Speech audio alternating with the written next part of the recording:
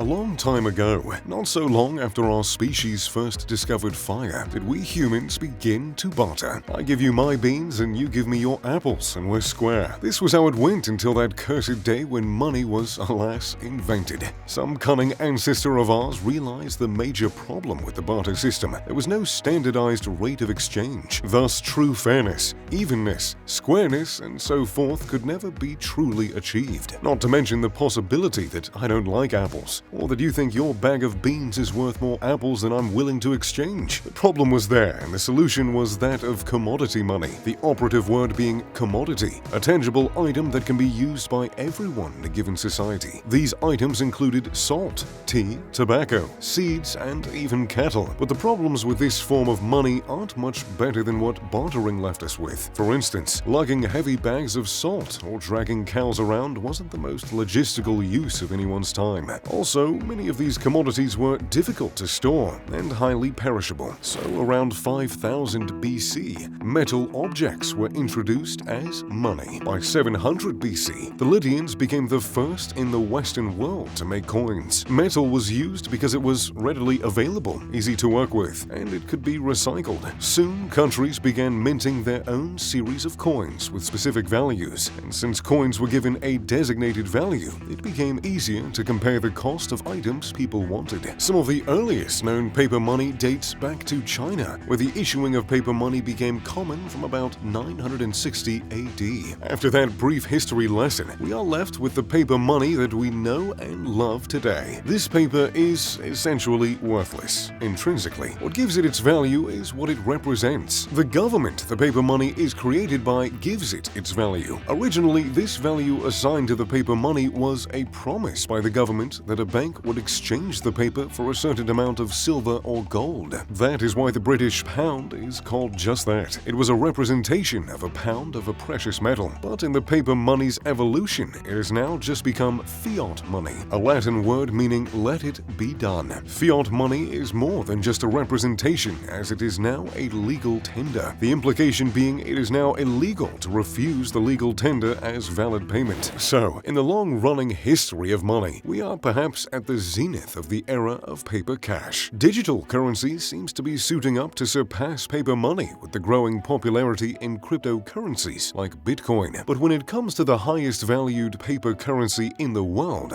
that, my friends, is Kuwaiti dinar. The Kuwaiti dinar is valued at 3.27 against the US dollar. In other words, the Kuwaiti dinar is worth $3.27. The high value of its currency is explained by significant oil exports into the global market. Kuwait is a small country with enormous wealth. Due to the stable petroleum-based economy, highly developed oil production and export, Kuwait is considered to be one of the richest countries in the world. More than 80% of the country's revenue comes from the oil industry, as petroleum production here is the easiest and therefore the cheapest among other countries. Since 2003, the currency was pegged to the US dollar, but in 2007, the government decided to peg the Kuwaiti dinar to the weighted currency basket. Besides the very stable economy, Kuwait is a tax-free country with a very low unemployment rate. The Bahrain dinar trails the Kuwaiti dinar, making it the second most valuable currency, with a 2.66 evaluation against the US dollar. Bahrain is a Persian Gulf island state with a population of just over 1 million people. Just like Kuwait, Bahrain's fame and fortune also come from black gold. Third in line is the Oman Rial at 2.60. Oman is a country on the Arabian Peninsula, so like its neighbors on the list, its strategic oil-rich location lends itself to a developed economy and a higher quality of life. The purchasing power of this currency is so high that the government had to issue 1/4 and 1/2 Rial banknotes. Surprisingly, the United States dollar is the 9th most valuable paper currency in the world.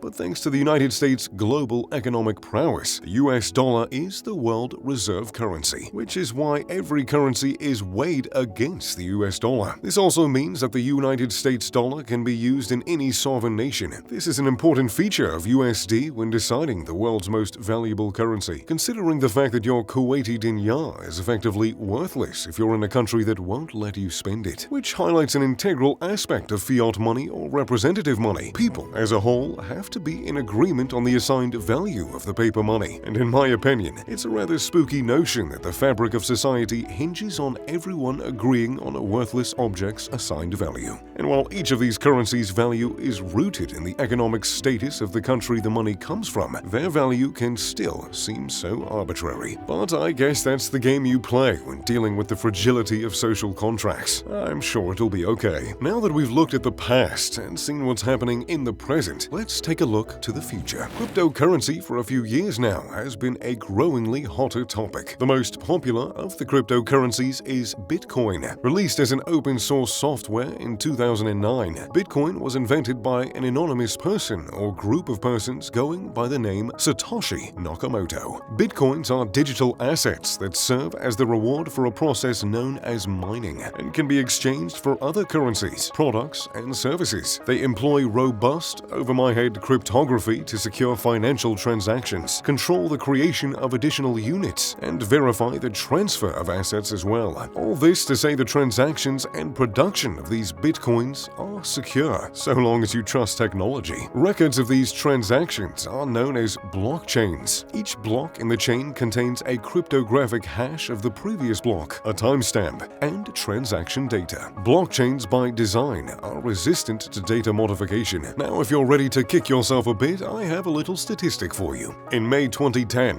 one Bitcoin was worth a little bit less than 1 US cent. And as this video is being written and recorded, Bitcoin is currently valued at $13,659.30. Meaning if 10 years ago you decided to spend your dollar on some Bitcoin rather than the candy bar you bought, you'd be worth over $1.3 million. But as Mr. T once said, only a fool trips on what's behind him, so don't let that keep you up at night. But of course, Bitcoin is not the only fish in the digital sea. As of September 9th, 2020, the total number of cryptocurrencies is $6,955, with a total market cap of $324.716 billion. Bitcoin is constantly the most valuable cryptocurrency, but a new development in the crypto game yielded a crypto called Yearn.Finance, and in October, Yearn was the most valuable currency in the world. One Yearn token, or YFI tokens, is traded as high as $38,000. So what exactly is it, and what makes it different from Bitcoin? Yearn was created by Andre Croney, and ironically, he didn't leave a single one of those 38 grand tokens for himself, of which there are only 30,000. But what he did do was create a portal for crypto trading that had thousands of people chomping at the bit. Like any bank, each transaction of a cryptocurrency relies on a process of getting currency from one place to the next. As I mentioned before, Bitcoin uses blockchain, and inspired by blockchain is DeFi. DeFi is short for decentralized finance. This, simply put, peer-to-peer distribution of financial intermediaries. Most applications that call themselves DeFi are built on top of Ethereum, the world's second largest cryptocurrency platform. Well, each of these transactions is through a lending platform. These platforms use smart contracts to replace intermediaries such as banks that manage lending in the middle. The problem that Andre Cronje saw was that the different lending platforms produced different yields at different times. This meant that the return on investment for traders was partially at the mercy of lending platforms. Yearn is a system that predicts the yields before a trade and uses different lending platforms at different times to yield the trader the most value. The Yearn token is access or governance of that lending platform assistance, and the fact that only 30,000 of these tokens exist explains why they're so sought after. Well then,